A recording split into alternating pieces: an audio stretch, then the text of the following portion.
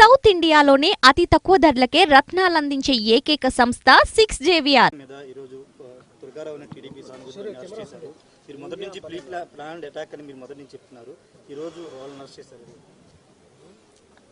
Pre planned అటాకే.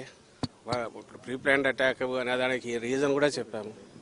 ఎందుకు చెప్పామంటే జరిగిన పద్ధతి కానీ ఆ ఫోర్స్ ఎంత ఫోర్స్ఫుల్గా వచ్చింది అనేది కానీ అది ఇద్దరికి తగిలి కూడా అంతే ఫోర్స్ఫుల్గా తగలడం అంటే ఇట్ ఈజ్ నాట్ ఎవరో ఆకతాయి చేసిందో ఊరక గాల్లోకి విసిరిందో ఇచ్చేసిందో కాదనేది అక్కడ క్లియర్గా అర్థమవుతుంది.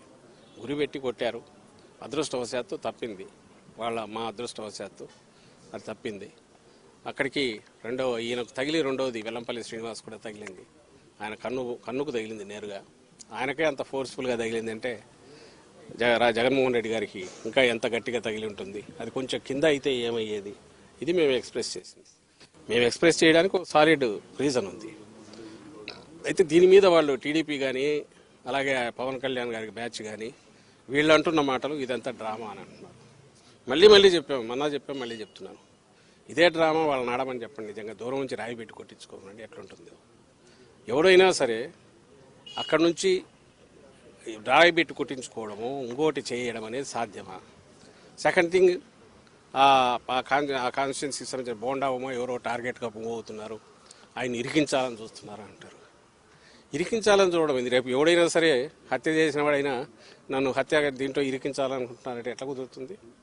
When there is a reason, valid reason to doubt, దాని మీద ఇన్వెస్టిగేషన్లో తేలినప్పుడు దీని వెనక ఏదైనా కుట్ర ఉంది, కొట్టినవాడు ఎవరు, దాని వెనక కుట్ర ఉంది. ఆ కుట్ర ఉంది అని ఎందుకు అనుకుంటున్నామంటే అది సాహసం. ముఖ్యమంత్రి గారి మీద గురిపెట్టి ఒక వెపన్తోనో ఇంకో రకంగానో లేదా గట్టిగా తగిలే రకంగా సాహసం ఎవరు చేయగలరు?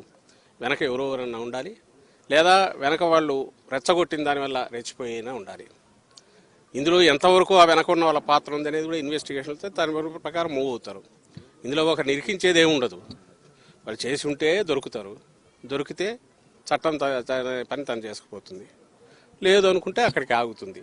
అని ఒకటి ఖాయంగా కనపడేది ఏంటంటే ఇది ఒక పథకం ప్రకారం జరిగింది అనేది మేము ఏదన్నామో అది రుజువు అవుతుంది. అలా అనడానికి కూడా వ్యాలిడ్ రీజన్ మననే చెప్పాం.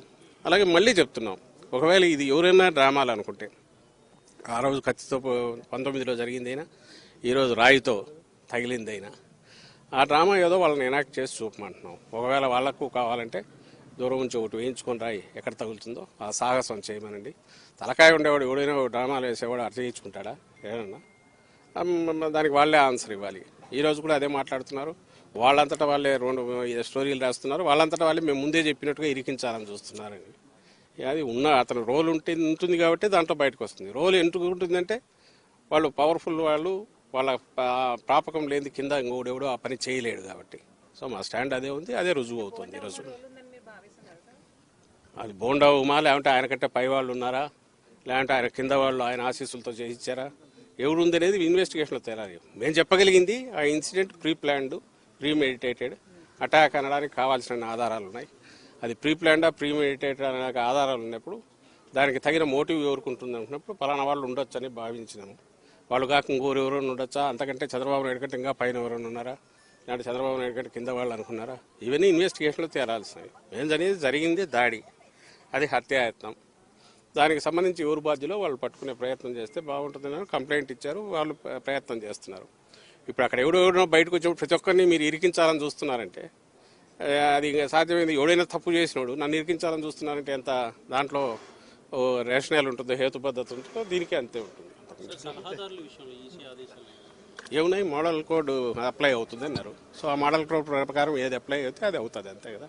మంత్రులకు ఏది అప్లై అయితే క్యాబినెట్ ర్యాంక్ ఉన్న వాళ్ళకి అదే అప్లై అవుతుంది.